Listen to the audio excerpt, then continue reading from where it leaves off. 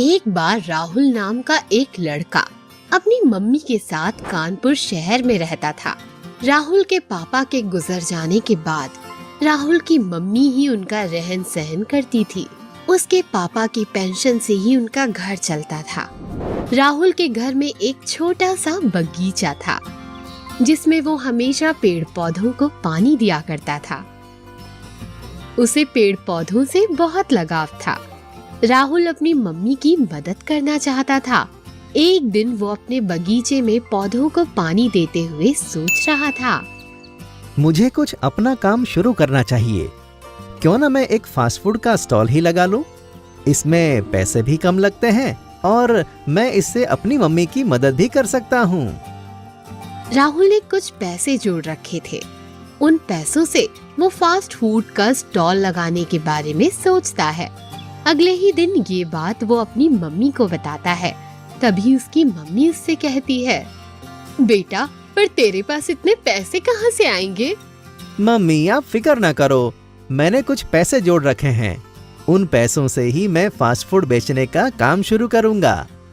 अपने काम पर जाने से पहले राहुल अपनी मम्मी के पास आता है और उनसे आशीर्वाद लेता है। मम्मी, मुझे आशीर्वाद दो कि मेरा फास्ट फूड का काम बहुत चले। मगर जैसा राहुल ने सोचा था वैसा बिल्कुल नहीं हुआ। उसके फास्ट फूड के स्टॉल पर गिने चुने ही लोग आते थे। उससे वो ज्यादा पैसे नहीं कमा पाता था। ये देखकर वो बहुत निराश रहने लगा। वो भगवान से प्रार्थना करता था, हे भगवान, मुझे अपनी मम्मी को एक अच्छी जिंदगी देनी है। मेरा फास्ट फूड का काम बस अच्छे से चलने लगे। एक दिन राहुल अपने बगीचे में नए पौधों के लिए जमीन खोद रहा था। तभी अचानक से उसे जमीन पर एक ठोस सी चीज दिखाई दी। वो उसे फटाफट से निकालता है। निकालते ही वो एक बड़ा सा बॉक्स देखता है। जैसे ही वो उस बॉक्स को खोलता है, उसमें एक रेडियो मिलता है। अरे वाह, ये तो बहुत ही सुंदर रेडियो है। चलो इसे मैं चला कर देखता हूँ। क्या पता चलता भी है या नहीं। राहुल जैसे ही उस रेडियो को ऑन करता है, उस रेडियो में से आवाज आती है, मैं एक जादुई रेडियो। अरे अरे, मैं कोई सपना देख रहा हूँ या तुम सही में बोल सकते हो? हाँ, मैं सच में बोल सकता हूँ। मैं एक जादुई रेडियो हूँ। अगर तुम मुझसे कुछ मांगोगे तो वो तुम्हें मिल जाएगा। क्या ऐसा सच में होगा? हाँ, मगर ध्यान रहे, अगर गलती से मैं गिरा या टूटा तो मुझ में से जादुई शक्ति चली जाएगी और मैं एक आम रेडियो बन जाऊंगा। राहुल ये सुनकर बहुत खुश हो जाता है और वो अपने मन में सोचता है, चलो मैं इस रेडियो से अपनी मम्मी के लिए कुछ मांग कर देखता हूँ। ऐ जादुई रेडियो, मुझे मेरी मम्मी के लिए सुंदर सा गले का हार दे। तभी उसके सामने चमचमाता सोने का हार आ जाता है। ये देखकर वो बहुत खुश हो जाता है, लेकिन वो जादुई रेडियो वाली बात अपनी मम्मी को नहीं बताता और वो सोने का हार अपनी मम्मी को दे देता है। सोने का हार देखकर उसकी मम्मी चौंक जाती है और उससे पूछती है, अरे बेटा, इतना महंगा हार तू कहाँ से लाया? मम्मी, मेरा काम बहुत अच्छा चल रहा है, बस उन्हीं पैसों से मैं लाया हूँ। फिर उसकी मम्मी वो हार रख लेती है। राहुल जब अपना फास्ट फूड का स्टॉल मार्केट में लगाता है तो वो अपने साथ जादुई रेडियो भी ले आता है। तभी वो जादुई रेडियो से कहता है, ऐ जादुई रेडियो, मेरी फास्ट फूड के स्टॉल के सामने लोगों की भीड़ लग जाए। तभी उसके सामने फास्ट फूड लेने वालों की भीड़ लग जाती है। ये देखकर वो बहुत खुश हो जाता है। फिर वो रोज रोज ऐसा ही करने लगा। ऐसा करते करते उसकी आमदनी भी अच्छी होने लगी। तो वो अपने लिए एक नई दुकान और एक नया घर भी खरीद लेता है। उसकी दुकान पर अब दूर दूर से लोग आने लगे थे। उसकी तरक्की देखकर उसके मोहल्ले वाले भी उसके बारे में बातें करने लगे थे। अरे भाई, तुम्हें पता है राहुल ने तो अपनी फास्ट फूड की बड़ी दुकान और बड़ा घर भी खरीद लिया। और मैंने तो सुना है उसकी दुकान पर रोज लंबी कतार लगती रहती है। मुझे तो लगता है राहुल की लॉटरी लग गई है। एक दिन राहुल की मम्मी घर में सफाई कर रही थी, तभी गलती से उसकी मम्मी से जादुई रेडियो टूट जाता है। जब राहुल टूटा हुआ रेडियो देखता है, वो जोर जोर से रोने लगता है। राहुल को रोता देख उसकी मम्मी उससे पूछती है, बेटा मुझे माफ कर दो, लेकिन तू इस आम रेडियो के लिए इतना क्यों रो रहा है? इसे ठीक करा लेना। अरे नहीं मम्मी, ये कोई आम रेडियो नहीं था, ये जादुई रेडियो था। इसकी वजह से ही मैं इतने पैसे कमा रहा था। अब मेरा क्या होगा? बस तब से तो मानो राहुल का काम ठप पड़ गया। लोगों ने उसकी दुकान पर आना ही छोड़ दिया था। भाई, अब राहुल के फास्ट फूड में वो पहले जैसा स्वाद नहीं रहा। राहुल ये देखकर बहुत परेशान रहने लगा और यहाँ तक कि उसकी दुकान बेचने तक की नौबत आ गई थी। एक दिन राहुल की मम्मी उसे समझाती है, बेटा हमें किसी चीज पर ज्यादा निर्भर नहीं होना चाहिए। मैं मानती हूँ कि वो एक जादुई रेडियो था, पर तू अपनी मेहनत से सफलता प्राप्त कर। हाँ मम्मी, आपने तो मेरी आंखें ही खोल दी। अब से मैं अपनी मेहनत से ही लोगों का दिल जीतूंगा और सफलता प्राप्त करूंगा। बस फिर क्या, राहुल पूरी मेहनत और लगन से फास्ट फूड बनाने लगा और लोगों को भी अब फिर से उसका बनाया फास्ट फूड का स्वाद पसंद आने लगा।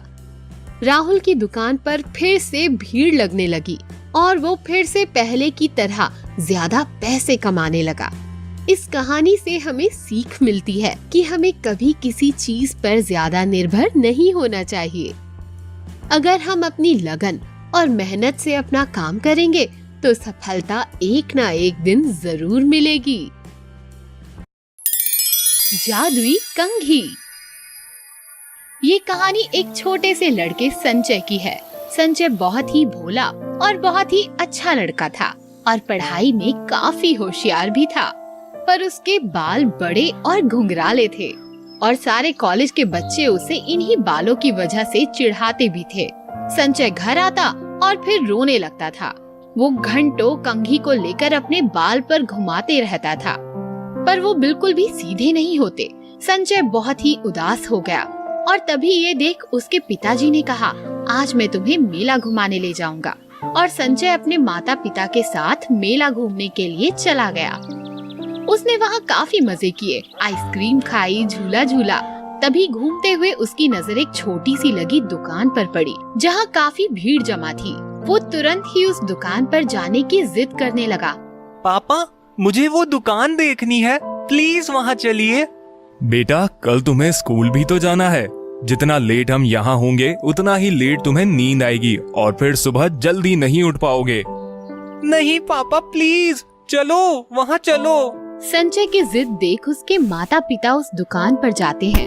संजय जाते ही देखता है वहाँ रिंग गेम चल रहा है। संजय तुरंत ही दुकान वाले से पूछता है, इसे कैसे खेलना होगा भैया?